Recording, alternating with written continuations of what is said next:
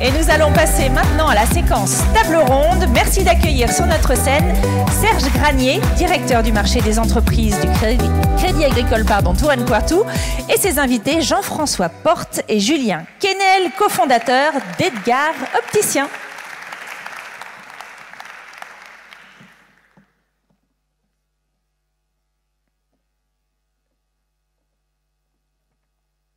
Bonjour à toutes et tous. Bonjour Jean-François Porte. Bonsoir. Bonjour Julien Quesnel. Bonjour Serge. Nous sommes ravis de vous accueillir. Vous êtes les deux dirigeants fondateurs du groupe Edgar Opticien qui a été créé en 2001.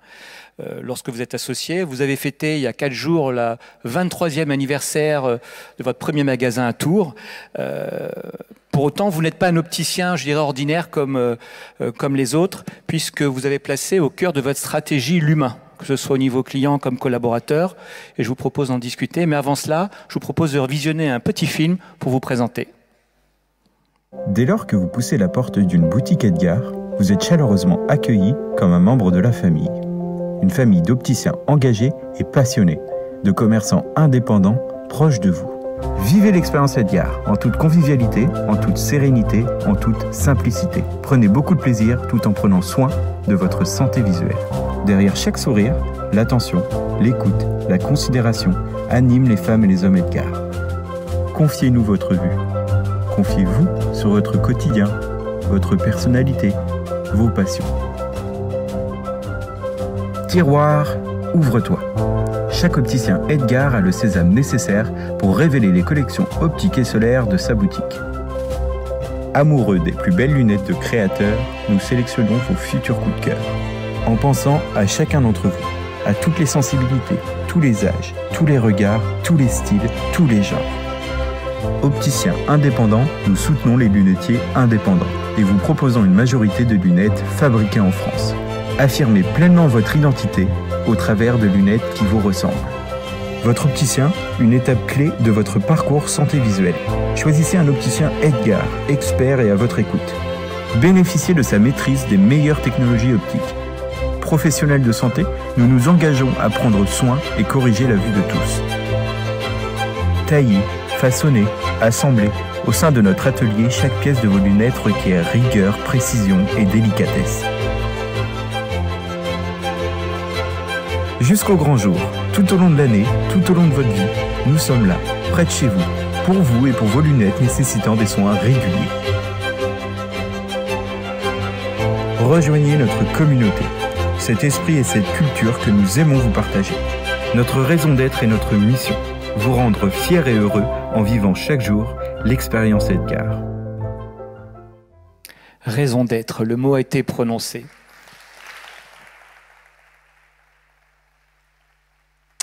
Alors Julien Quesnel, je vais m'adresser à vous pour commencer. Dès sa création avec Jean-François Porte, vous avez eu à cœur de développer une entreprise d'opticiens différente. Est-ce que vous pouvez nous expliquer les raisons de cette association et surtout comment a émergé très tôt votre positionnement ?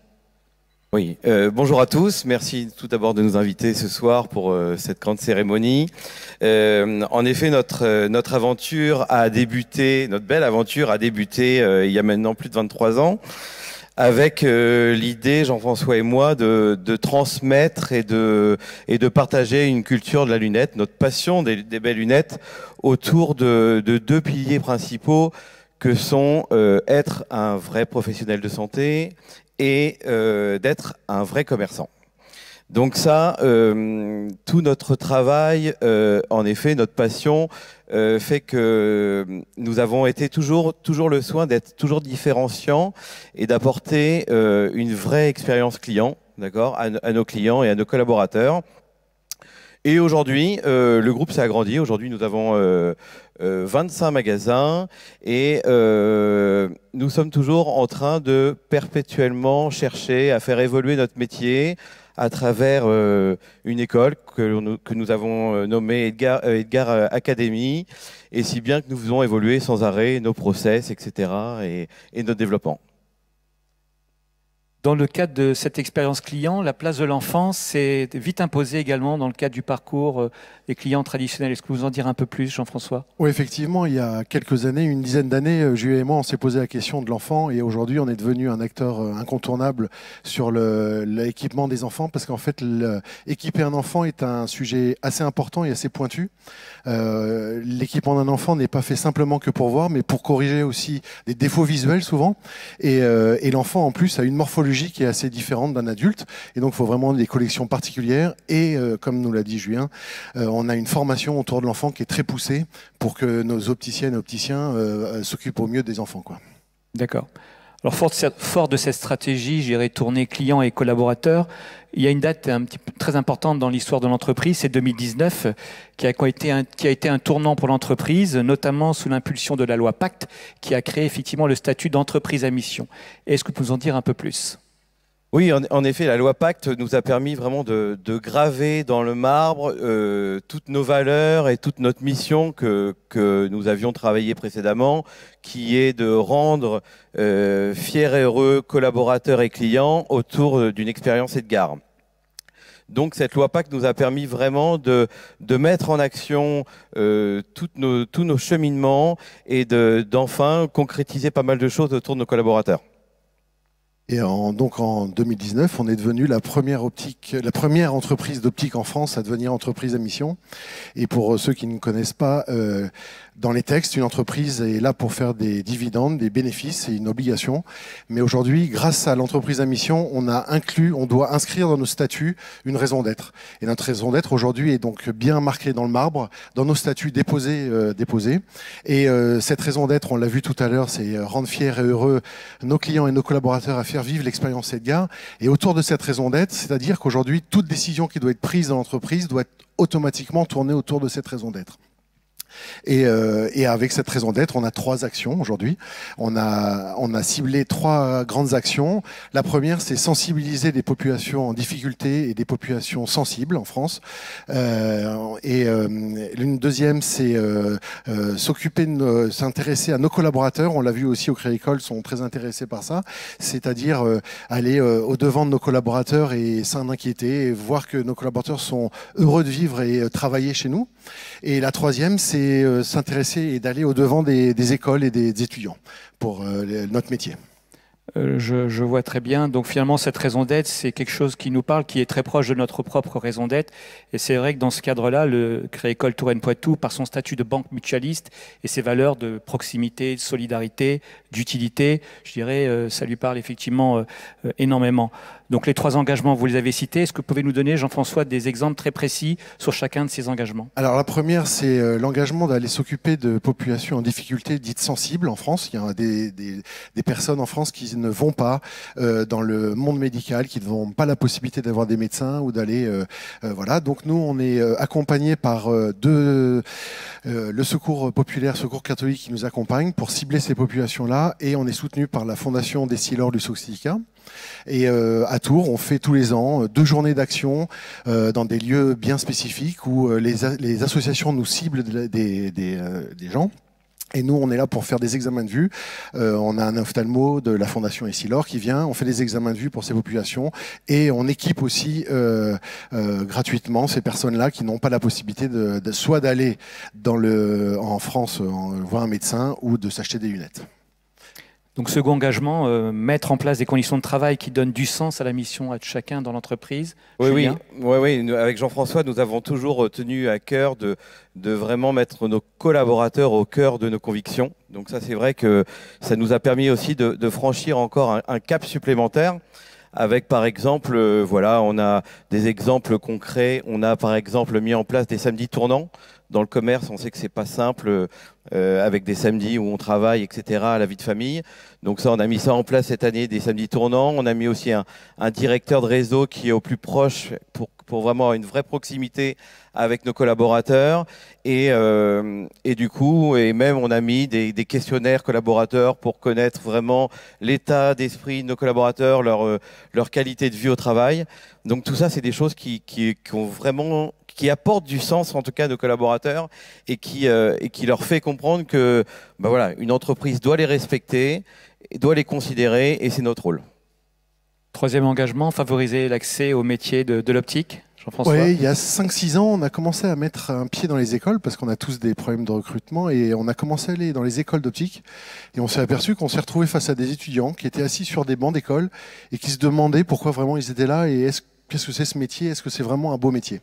Et je le redis parce que vraiment on a une chance, nous, dans l'optique, c'est qu'on a 2 gros piliers qui sont très forts. Nous sommes des professionnels de santé et en même temps des commerçants et on n'a pas honte d'être les deux.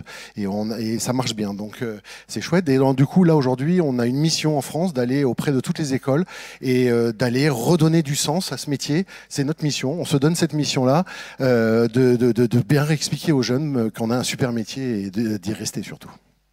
Donc si je comprends bien, ces engagements en matière de RSE, pour vous, c'est vraiment une colonne vertébrale et clairement un gage de pérennité et de développement pour le groupe. Ah oui, clairement. Et puis je pense qu'on le voit depuis cette début de soirée. C'est un engagement pour beaucoup de personnes et c'est un engagement aussi pour nous parce que, vous l'avez dit, on a basculé il y a quelques années, il y a 7 ans, on a fait rentrer des fonds d'investissement, notamment le Crédit Agricole, qui est à notre capital aujourd'hui, pour nous aider à nous développer, à grandir. Et aujourd'hui, avoir une raison d'être, avoir une mission, c'est important dans les deux sens. C'est-à-dire que le Crédit Agricole fait attention à ce que ses clients soient sur Dieu, mais nous aussi. Nous aussi, on fait attention à ce que nos partenaires soient aussi sur des terrains qui soient de RSE et de mission comme les nôtres. Donc ça va de nos partenaires financiers à nos partenaires de fabricants de lunettes. Dans le film, on le voyait. Aujourd'hui, on doit vendre 90% de nos lunettes sont fabriquées en France. On a encore un marché de la lunette fabrication dans le Jura. Il faut le soutenir. C'est pas évident en ce moment et nous, on s'y tient et on fait attention à ça. RSE, il y a le E, environnement, sur ce thème-là. Julien, est-ce que vous êtes également présent, j'imagine? Alors oui, on essaye de travailler, on n'a pas terminé, mais on avance beaucoup sur, par exemple, le recyclage des calibres, le recyclage de nos montures à travers diverses associations, comme Afrique Amitié ou encore le Rotary. Donc on essaye de privilégier des circuits courts pour justement éviter tous ces déplacements, etc., ces taxes carbone. Voilà, on essaye aussi de... on entreprend plein de choses à notre échelle, donc ça c'est toujours intéressant. Par exemple, on essaye de limiter la consommation d'eau avec nos machines qu'on met en circuit fermé. Comme disait Jean-François, on essaye de favoriser vraiment nos fournisseurs. En France, on a la chance en France d'avoir le pays de la lunette dans le Jura, et on essaye de mettre ça en avant pour, encore une fois, éviter tous ces circuits un peu compliqués. Et voilà, et c'est une grande fierté pour nous tous les jours de travailler ça. Et je pense que la grande fierté, c'est qu'on implique nos collaborateurs dans ces démarches-là. Et vraiment, c'est pour ça que je pense qu'on a des équipes aussi impliquées, motivées à nos côtés, parce que, voilà, je pense que notre entreprise a du sens. Et ça, c'est une de nos grandes fiertés. Vous impliquez et vous attirez aussi, donc c'est un vrai levier, je pense aussi, Jean-François, en termes de recrutement. Oui, et puis j'ai un petit message à faire, à passer auprès de vous, banquiers, clients. Si vous voulez devenir opticien, n'hésitez pas, on recherche, on recrute. Venez, nous tenons un stand à la sortie et nous prendrons vos CV avec grand plaisir. Non, au-delà de la blague, en France, on a une tension sur l'emploi. Notre métier, on a 0 chômage aujourd'hui dans l'optique. On a un réel problème d'orientation des jeunes vers notre métier. Notre métier n'est pas très bien orienté, n'est pas très bien reconnu aujourd'hui. Et donc aujourd'hui, on travaille beaucoup sur le recrutement. Et c'est un vrai choix. Et il y a un petit point qui nous intéresse, et je vais rebondir sur ce que disait Julien, c'est qu'aujourd'hui, une entreprise, moi j'ai 52 ans, quand on arrivait dans le monde de l'entreprise, je sais plus quel âge, on arrivait, on trouvait un job, le patron était là, il devait nous apprendre, tais-toi, apprends ton métier, bosse et tu verras après.